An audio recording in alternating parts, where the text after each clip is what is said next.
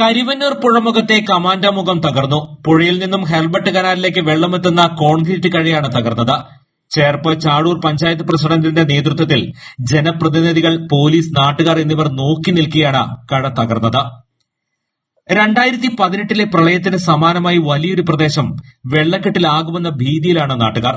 പഴക്കം ചെന്ന പാലത്തിലുള്ള കോൺക്രീറ്റ് ബീമിന്റെ ഒരു ഭാഗം രാവിലെ തകർന്ന് പലക തള്ളിയിരുന്നു. കഴ പൂർണ്ണമായി തകർന്നതോടെ പുഴയിൽ നിന്നുള്ള വെള്ളം ജനവാസ കേന്ദ്രങ്ങളിലേക്ക് ശക്തമായി ഒഴുകുകയാണ്.